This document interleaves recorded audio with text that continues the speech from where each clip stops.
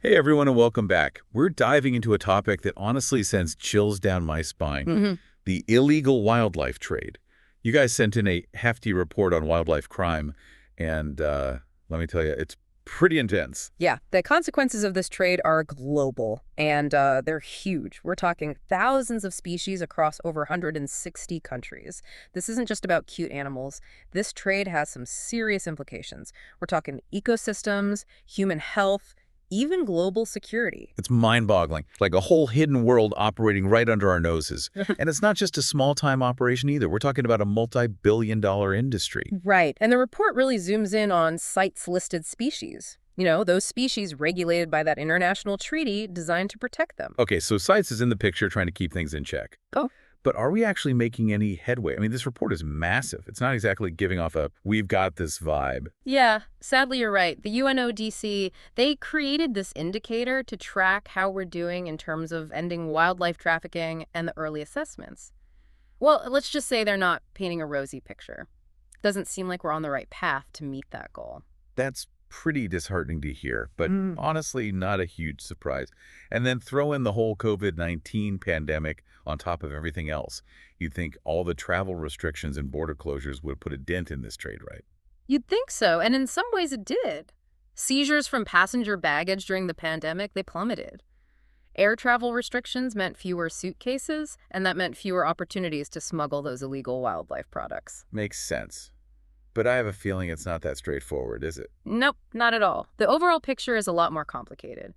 While those luggage seizures decreased, the total seizure volume didn't actually go down consistently. So what does that tell us? It seems like the trade just adapted, found new ways to operate, new routes to slip under the radar. It's like trying to squash a bug. You press down in one spot, it just pops up somewhere else. Perfect analogy. The report suggests a few reasons for this. Market restrictions in some regions may have pushed the trade elsewhere. Maybe consumer behavior shifted during the pandemic. Plus, new enforcement challenges cropped up, and reporting disruptions made it hard to get a clear picture of what was happening. It's like trying to put together a puzzle with half the pieces missing. It reminds me of how human trafficking, another illegal market, also saw these weird inconsistencies in interception rates during the pandemic. These criminal networks, they're incredibly adaptable and resilient. They find those vulnerabilities, exploit them, constantly changing their tactics to stay ahead of the game. Okay, so we've laid it out. This illegal wildlife trade is massive, complex, and even a global pandemic couldn't completely disrupt it.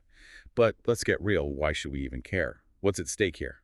The harm this trade causes is just devastating, and it's on multiple levels. We're talking driving species toward extinction, disrupting entire ecosystems, spreading diseases, even leading to human fatalities. It's a domino effect, really. Right, you remove one piece from the ecosystem, and the whole thing starts to crumble. Exactly. The report actually has some pretty alarming stats. Ready for this?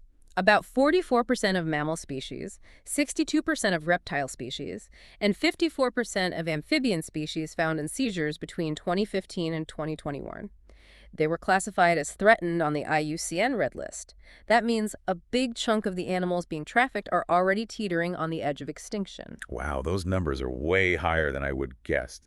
And it's not just about losing those individual species, is it? No, it's so much bigger than that. When a species disappears from an ecosystem, you get this ripple effect. It messes with the entire food chain, throws off the balance between predator and prey, and impacts the overall health of the environment. It's like pulling a thread on a sweater. The whole thing could unravel. Speaking of unraveling, the report talks about some specific examples of this ecosystem disruption, right? Yeah, it does. Take the Burmese pythons in the Everglades.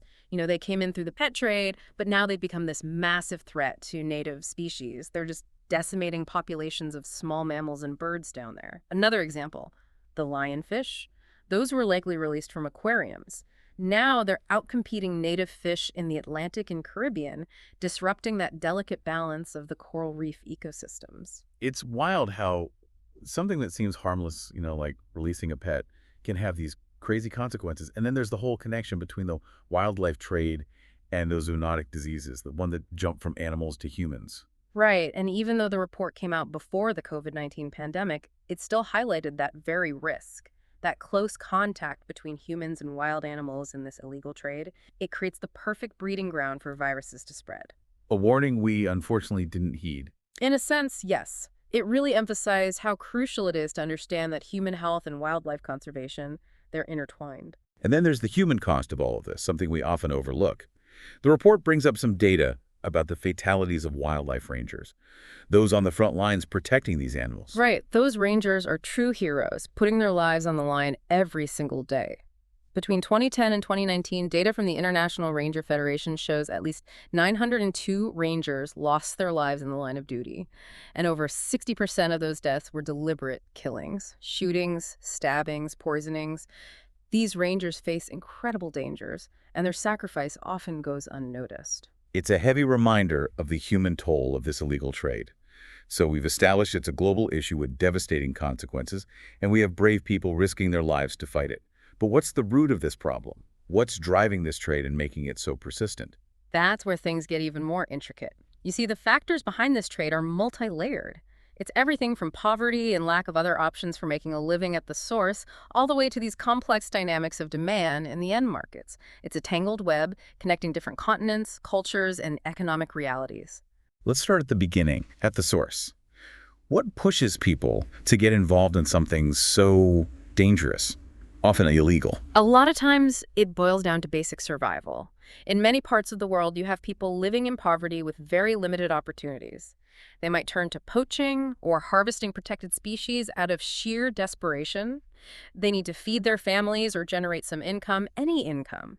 It's not always black and white. There are shades of gray where the line between legal and illegal gets blurry. So it's not just about conservation, it's an economic issue too. Exactly. And sometimes even well-intentioned regulations can backfire.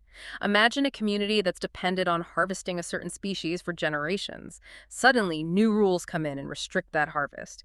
But if there aren't any alternative ways for them to make a living, what happens? They might get pushed further into illegal activities just to survive. You can't just tell people to stop doing something that's been their lifeline without offering a viable alternative. Exactly. And then you add organized crime into the mix, and it becomes even more complicated. These criminal groups, they have resources, networks, they're ruthless. They exploit vulnerabilities, manipulate demand, and operate across borders.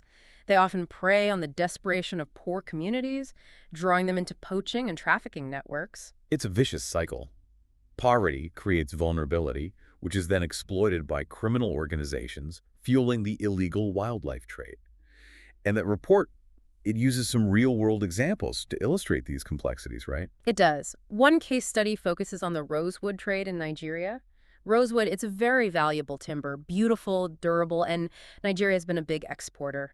This case study shows how local communities get caught up in the web of international demand. It becomes really tough to untangle. So it's not just a matter of going after the people cutting down the trees in Nigeria. Nope, it's way more intricate than that.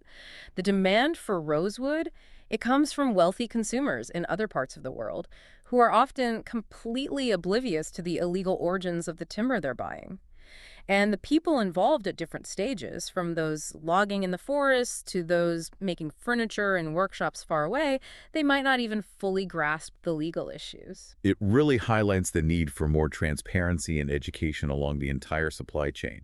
Consumers need to know where their products are coming from, and businesses need to be held accountable for how they're sourcing their materials. Absolutely. There's another fascinating case study from the report. This one delves into the seahorse trade in Peru. Seahorses. That's not something you hear about every day. What's the story there? It's a great example of how these decentralized supply chains, what we call crowdsourced, connect those local fishers to global buyers. In Peru, you have exporters, often Asian expats in urban areas, reaching out to middlemen who then link up with the local fishers who catch seahorses, often as bycatch. It creates this dispersed network of individuals contributing to the trade without a clear central structure. So instead of a big corporation running the show, it's a network of smaller players, which makes it even harder to track and regulate. Exactly. It's a web of connections, making it really difficult to pinpoint who's responsible and how to enforce those regulations. Okay, we've covered the source, the complex motivations of those involved, but what about the other end of the chain, the demand for these illegal wildlife products? What's driving that? The report breaks down demand into these clusters: food, medicine, fashion, pets, and more. Each cluster has its own unique dynamics and motivations. So it's not as simple as saying, oh, people want exotic pets or they want traditional medicines. There's a lot more to it. You got it.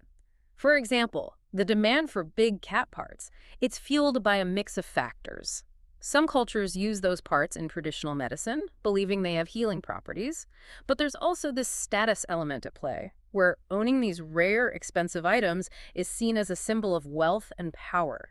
It's this mix of cultural beliefs, social pressures, and economic incentives. Right. And then you have the world of orchid collectors, another example the report highlights. Rarity and exclusivity drive that market, leading to overharvesting, especially of those newly discovered species. So just the act of discovering a new species puts it at risk. That's a sad irony. It is. Collectors are willing to pay a fortune for those rare orchids, creating a huge incentive for illegal collection, habitat destruction, even smuggling these fragile plants across borders. It raises a big question. How do we change consumer behavior to decrease this demand? It seems almost impossible, especially when you're up against those deeply ingrained cultural beliefs and economic incentives. It's a tough challenge for sure, but not impossible. It takes a multi-pronged approach involving education, awareness campaigns, and potentially even shifting those cultural norms. We need to help people understand the real cost of their choices, how those products impact wildlife and ecosystems, and that sustainable alternatives often exist. We need to make people aware of the hidden costs behind those seemingly harmless purchases. Exactly. Another critical piece of the puzzle is tackling corruption, which acts as this grease, this enabler for this whole illegal trade. Right, corruption, it weakens enforcement efforts at every level. How does this play out specifically within the wildlife trade? It can manifest in so many ways, from small-scale bribery to large-scale collusion. Picture this, a shipment of illegal wildlife products trying to get through an inspection point, a bribe to a customs official, and boom, that shipment slips through. Or a poacher, they bribe a wildlife ranger to look the other way. Or even worse, corrupt government officials, they might be protecting these trafficking networks, giving them a free pass. So it could happen at any level, from those on the ground all the way to the top. Unfortunately, yes. And the potential profits are so huge, the temptation to be corrupt is immense. We're talking about a multi-billion-dollar industry. Those profits can be incredibly seductive, especially in places struggling with poverty and a lack of opportunity. The report actually mentions a case where three high-ranking government officials in the Democratic Republic of the Congo were barred from entering the United States because of their alleged involvement in trafficking chimpanzees, gorillas, okapi, and other protected wildlife. It's a chilling reminder of how high up corruption can reach, and that it's not just about a few individuals gone rogue. It can be systemic, ingrained in the very fabric of institutions. It makes you wonder, how can you even begin to fight a problem that's so entrenched in this system?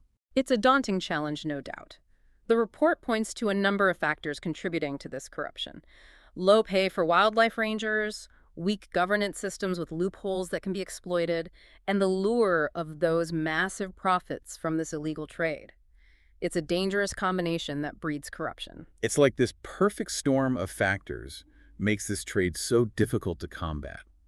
But surely there must be some hope, some solutions that have actually worked. There is hope, but it requires a nuanced, multifaceted approach. The report delves into different potential solutions, emphasizing the need for what's called a problem-solving approach. It goes beyond those simple one-size-fits-all solutions. So let's talk solutions. What actually works in combating this complex trade? One key takeaway is that we can't just rely on law enforcement. While enforcement is crucial to deterring criminals and disrupting those trafficking networks, it's just one piece of the puzzle. What else do we need? The report advocates for this problem-solving approach, tackling the issue from multiple angles. It starts with thoroughly analyzing the specific context of a wildlife crime problem, understanding the motivations of those involved, and recognizing the local nuances. So moving away from those one-size-fits-all solutions and understanding that each situation is unique. Exactly.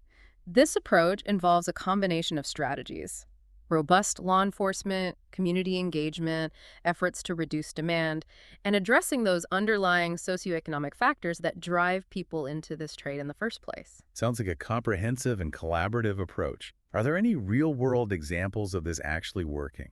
There are, and the report highlights a few inspiring cases. For instance, it talks about falcon trapping in India. I'm all ears. Tell me about those falcons. The moorfalcon, it's an amazing bird. They make one of the longest migrations of any raptor on the planet, over 22,000 kilometers every year. But during their migration through Nagaland, India, they were being trapped in massive numbers. In 2012 alone, an estimated 120,000 birds were killed. Oh, wow. That's awful. What were they being trapped for? Their meat. It was being sold in local markets, even though they're a protected species. But things changed dramatically when conservationists took that problem-solving approach. How did they manage to stop the trapping? First, they did their research. They pinpointed the exact times and locations where the trapping was happening, figured out who the trappers were, and even looked into why they were doing it. They discovered that for many, it was about survival, a way to make ends meet. So it wasn't just pure malicious intent. They No. were trying to get by. Precisely. Armed with that understanding, they created a multi-pronged approach. They work with the local leaders to discourage people from eating falcon meat, help the trappers find other ways to make a living, like through tourism, and set up eco-clubs to teach people about the importance of conservation. So it was a combination of enforcement, community involvement, and giving people alternative options, all tailored to that specific situation. Right. And the results were amazing. The number of falcons killed plummeted from 120,000 in 2012 to 0 in 2013. That's incredible. Proof that a well-thought-out plan, one that understands the local context and the people involved, can really make a difference, even when things seem hopeless. It's a powerful example of what can be achieved when we embrace that problem-solving approach. Understanding the local situation and working with the communities are key ingredients for success. It wasn't just about saving the falcons, it was about creating a more sustainable future for everyone, for both people and wildlife. And speaking of sustainability, the report also dives into the concept of a crime displacement. Can you break that down for us and explain why it matters in this context? Sure. Crime displacement, it's basically when efforts to reduce crime in one area unintentionally push it into a different area. Like squeezing a balloon, you might push the air out of one part, but it just bulges out somewhere else. So you're not really solving the problem, you're just shifting it around. Exactly. And this is a crucial thing to consider when designing solutions to combat wildlife crime. Imagine you crack down on poaching in one location without addressing the underlying demand for the product or giving people other ways to make a living. What happens? Those poachers, they might just pick up and move their operations to a different spot. It's the game of whack-a-mole. Perfect analogy.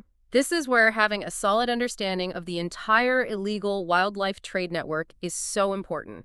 We need to see the connections between where it starts, where it travels through, and where it ends up.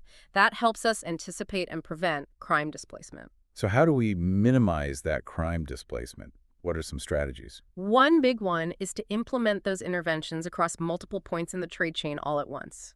If you're cutting down supply by targeting poaching in one country, you also need to reduce demand in those destination countries.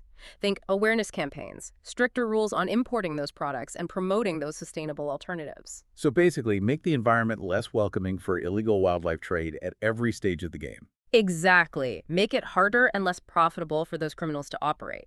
And just as important, tackle those root causes of wildlife crime.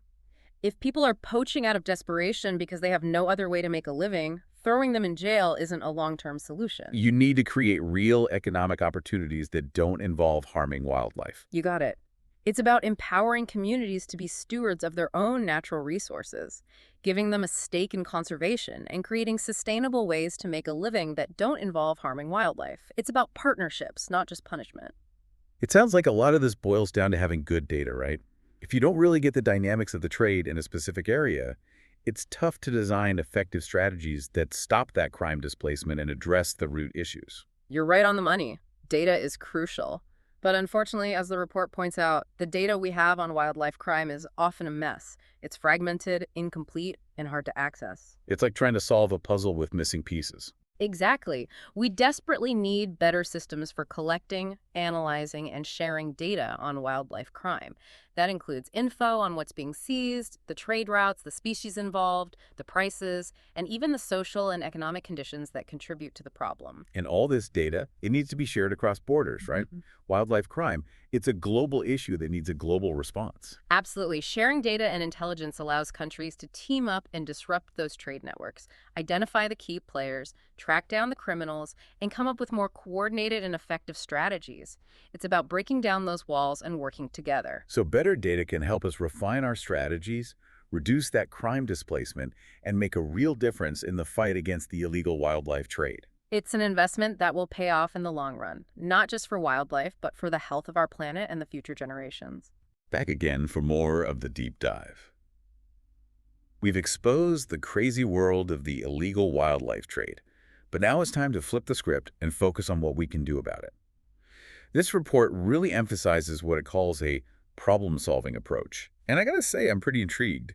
It seems like a much more nuanced way to handle such a complicated issue. It definitely is. We can't just use a one-size-fits-all approach when we're dealing with something as complex as wildlife crime. Every situation is different. Different drivers, different players, different ecosystems, different cultures.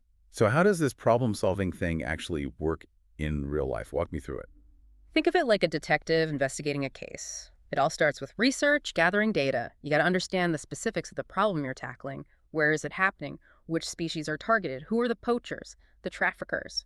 The buyers? What are their motivations? What's the economic situation in the area? It's about getting into the nitty-gritty details of what's going on. Gotcha. So it's all about gathering intel, really getting a deep understanding of the problem. What's next? Once you have a good grasp of the problem, you can start designing those targeted interventions.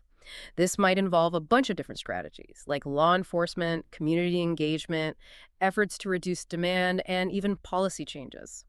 You're building a toolkit, but each tool is carefully chosen for the specific problem. So you're not just throwing a bunch of random solutions at the wall and hoping something sticks.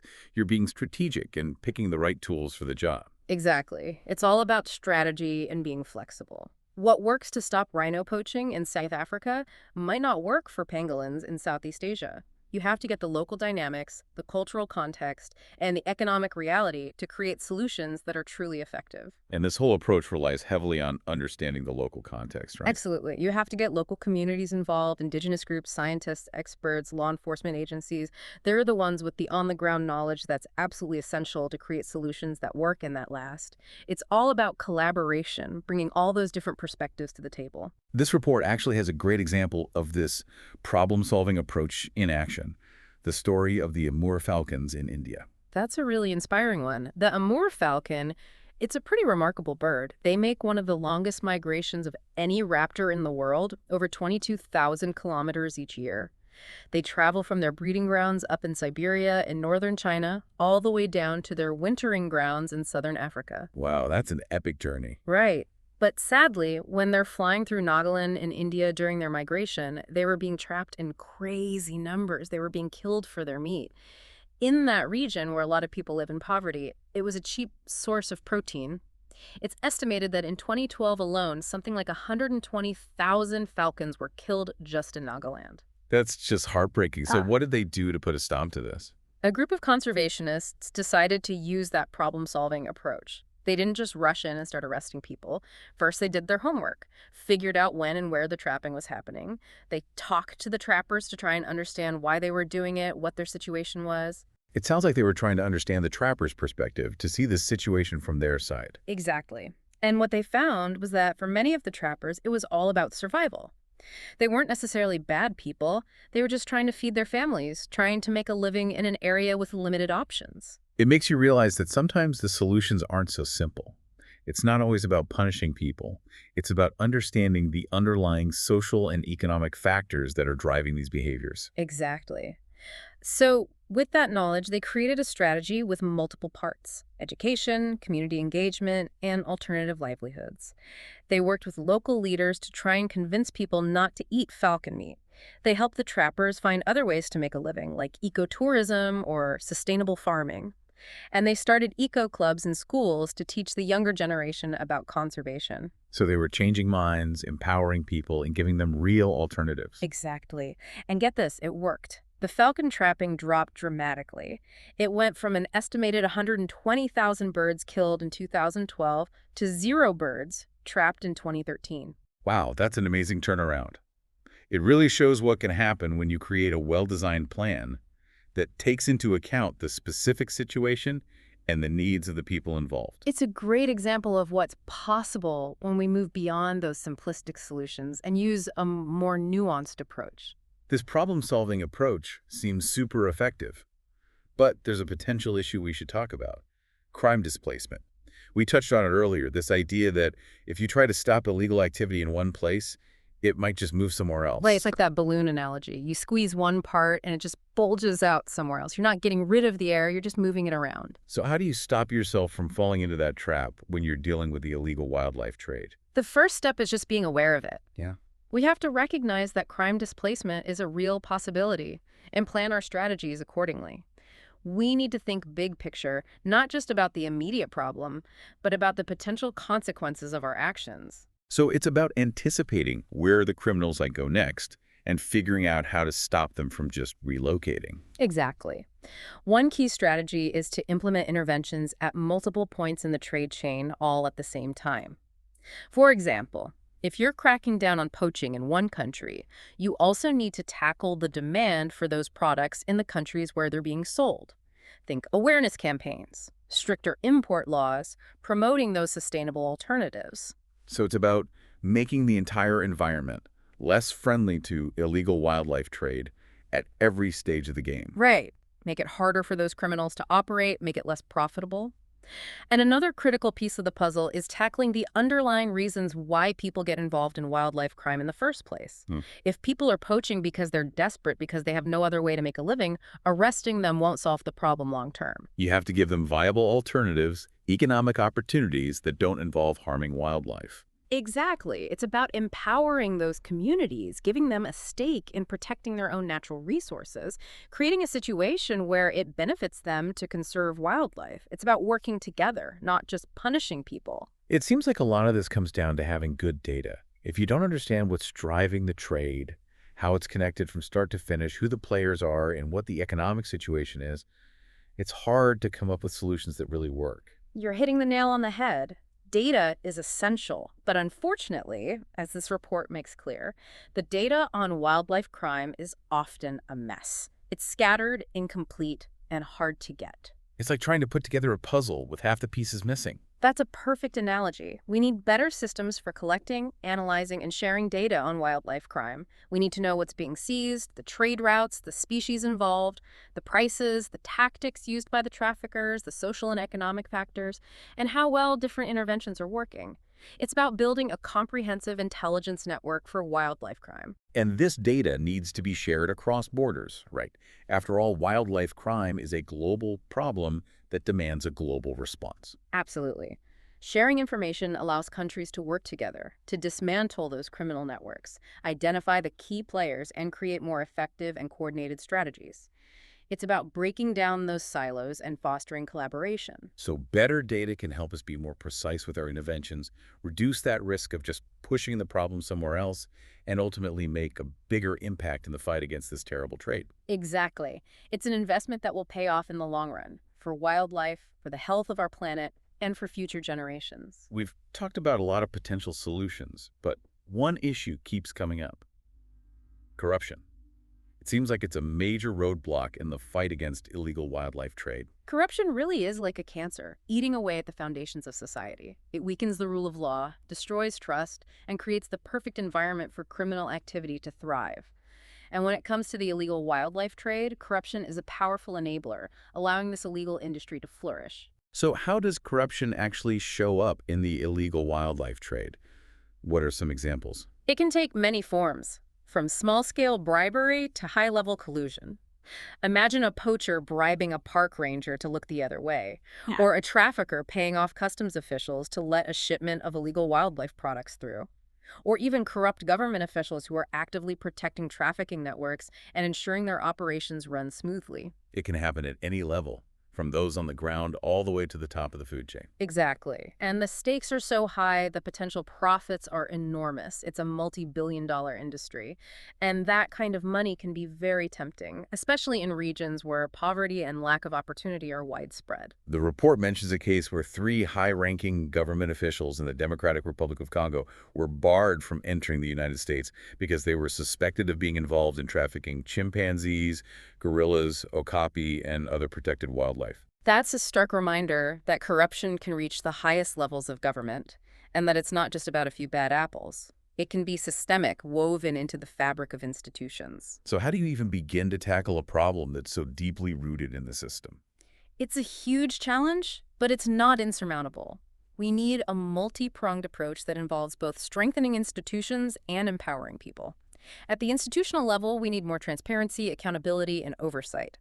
Things like financial disclosure requirements for public officials, independent audits, strong whistleblower protections, and powerful anti-corruption agencies that can investigate and prosecute those involved in these crimes. So it's about making it harder for corruption to hide and creating a culture where people know they'll be held accountable for their actions. Exactly. And it's not just about punishing those who are corrupt. It's about preventing corruption from happening in the first place. This means addressing the factors that create those opportunities for corruption. Things like low salaries for government officials, under-resourced law enforcement agencies, weak judicial systems, and a culture where people believe they can get away with these crimes. It's a systemic problem that demands a systemic solution. Precisely. We Hmm. need to strengthen institutions, empower civil society, and create a culture of integrity where corruption is simply not tolerated. That means education, public awareness campaigns, and working with communities to foster that zero tolerance environment. And this brings us back to the importance of international cooperation, right? Wildlife crime often involves these transnational criminal networks that operate across multiple countries. We need countries to work together to effectively disrupt these networks and address corruption. Absolutely. We need strong international agreements, platforms for sharing information, joint investigations, and extradition treaties. It's about closing those loopholes that allow criminals to exploit the differences in laws and enforcement between countries. It's about creating a united front against wildlife crime, a global network of cooperation and accountability. Exactly. We have to understand that this is a problem we all share, and it requires a solution we create together. The illegal wildlife trade doesn't respect borders, and neither should our efforts to fight it. So tackling corruption is essential if we want to make any headway against this illegal trade. But what about other solutions beyond just addressing corruption? What other strategies are being explored? There's a whole range of approaches being developed and implemented, from using cutting-edge technology to community-based initiatives. One area that's showing a lot of promise is the use of technology. Oh, that's interesting. Tell me more about how technology is being used in this fight. It seems like such a modern tool to address such an ancient problem. Technology is really changing the game in the fight against wildlife crime. It's making us more efficient, more effective, and more proactive. For example, DNA analysis is being used to trace the origins of wildlife products, helping us pinpoint poaching hotspots, map out trafficking routes, and even link specific seizures to individual criminals or criminal networks. It's incredible how science is helping us to literally follow the trail of these products from the crime scene to the market. Exactly. And then there's the use of satellite imagery and remote sensing. These technologies are giving us an unprecedented view of what's happening in those remote areas, allowing us to monitor wildlife populations, detect illegal logging or mining, and track the movements of poachers and traffickers. It's like having eyes in the sky, keeping watch over these vulnerable areas and providing intel to law enforcement. Precisely.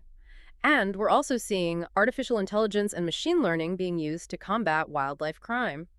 These technologies can analyze huge amounts of data, things like seizure records, online trade data, even social media posts, to identify patterns, trends, and anomalies that might suggest illegal activity. It's like having a digital detective working around the clock, scouring the internet for clues. That's a great way to put it. Yeah. These technologies are helping us connect the dots, identify those emerging threats, and disrupt those criminal networks before they can cause more harm.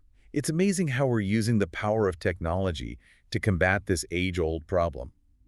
But technology is not a magic bullet, is it? It's just a tool. Mm. We still need people on the ground, working with those communities, understanding the unique challenges of each situation. You're absolutely right. Technology is an incredible tool, but it can't replace human ingenuity, compassion, or collaboration.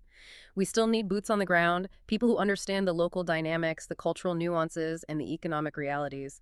That's where community engagement comes in. All right, we've talked about how important it is to involve local communities in finding solutions, but I'd love to hear more about how this actually plays out in the real world.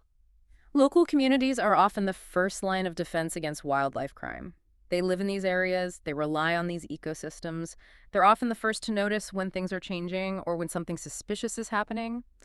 Getting them involved in conservation isn't just the right thing to do, it's the smart thing to do.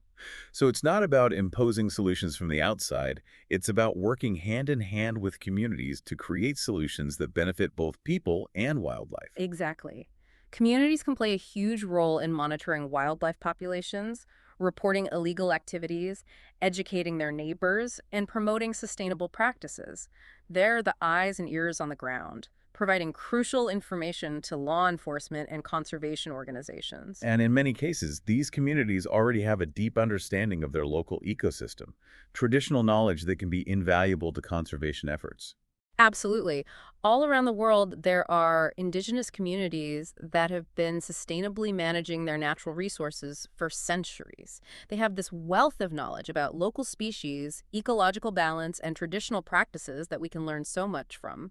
It's about recognizing that conservation isn't just about science and technology.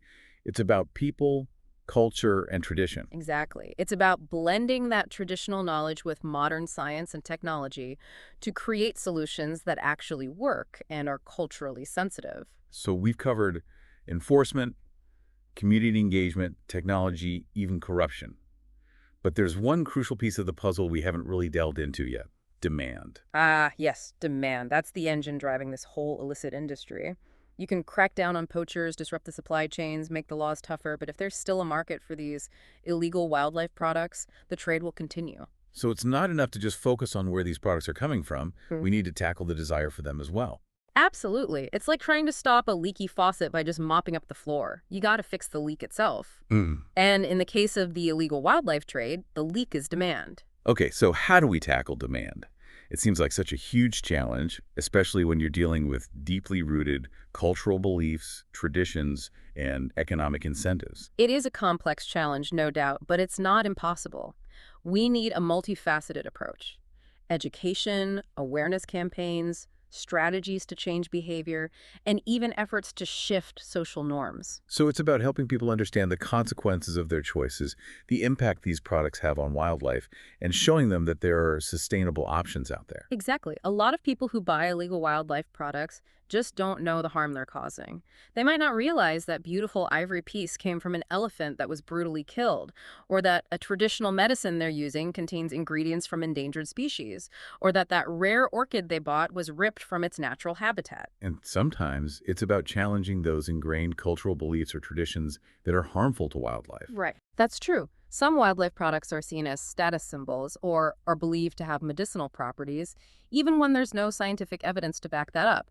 It's a sensitive issue for sure, because we need to respect cultural traditions while also advocating for conservation. It's about finding that balance between honoring cultural heritage and protecting the natural world. Exactly. We need to find ways to engage with communities and individuals to promote sustainable alternatives and change those practices that are harming wildlife. The report mentions a great example of this, working with a religious community in South Africa to find a sustainable alternative to using real leopard fur in their ceremonies. That's a fantastic case study. Leopard fur is very valuable in some cultures in South Africa, used in traditional ceremonies. But this demand was putting a lot of pressure on leopard populations. So conservationists worked with this community to develop a synthetic leopard skin that was durable and could be used as a replacement. So instead of just banning the practice outright, they found a way to accommodate the cultural tradition while also protecting the leopards.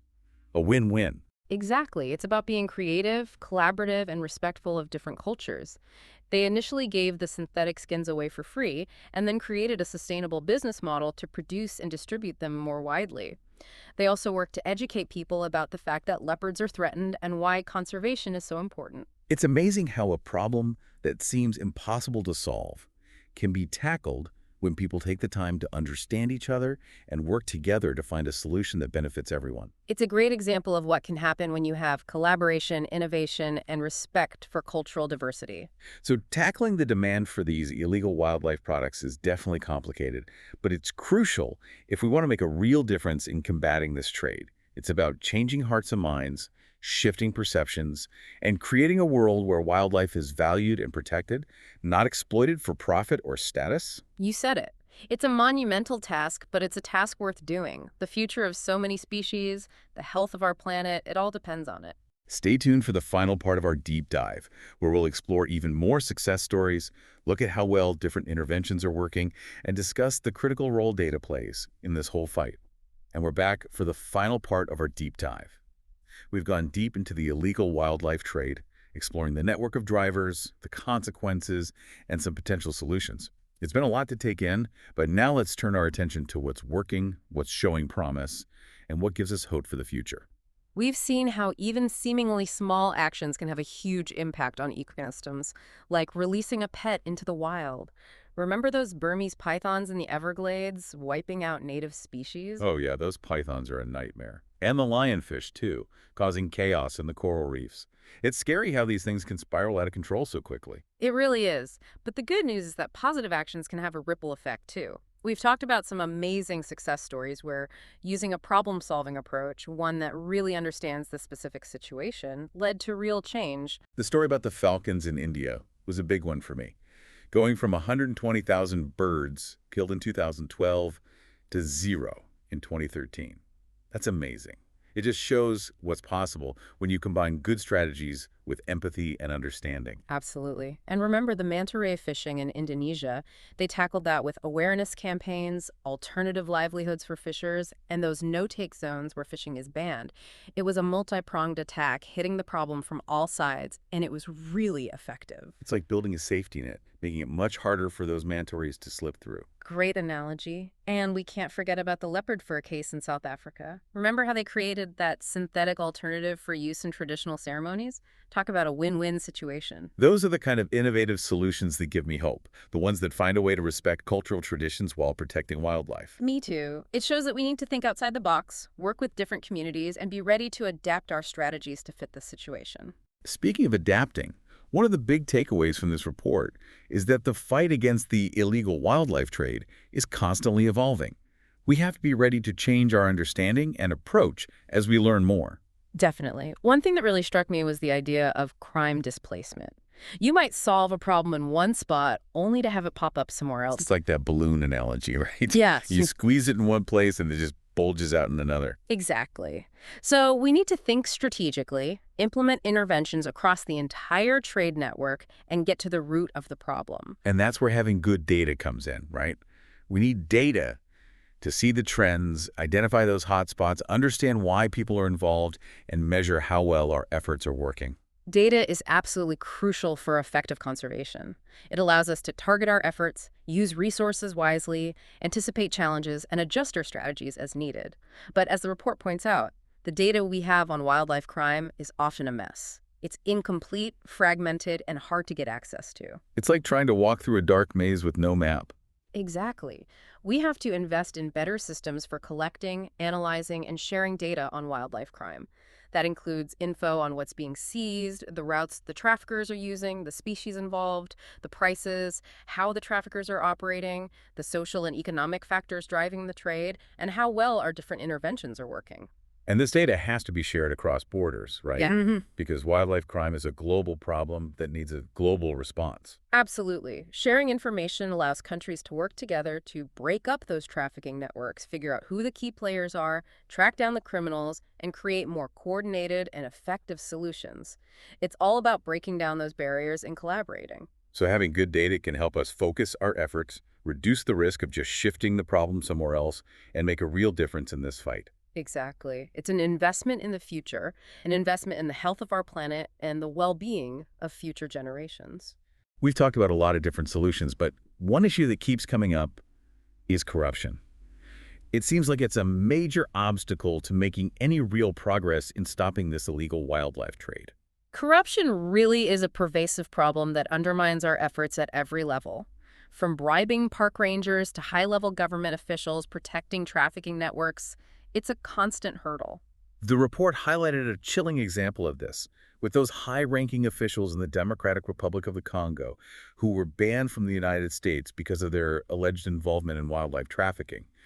It really shows how deep this problem goes, that it's not just about catching a few bad actors. We need systemic change. It shows how deeply rooted this problem can be and that tackling it requires more than just catching a few individuals. We need to reform the systems themselves. We need stronger institutions, more transparency, greater accountability, and a culture that rejects corruption at every level. We need to create a system that makes it much harder for corruption to take root and flourish, and much easier to expose and punish those who engage in it. Exactly. We need to address those underlying factors that create the breeding ground for corruption.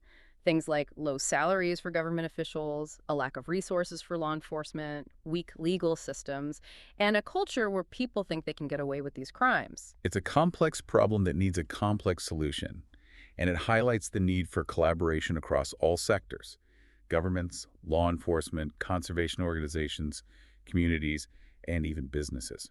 And let's not forget the role technology can play.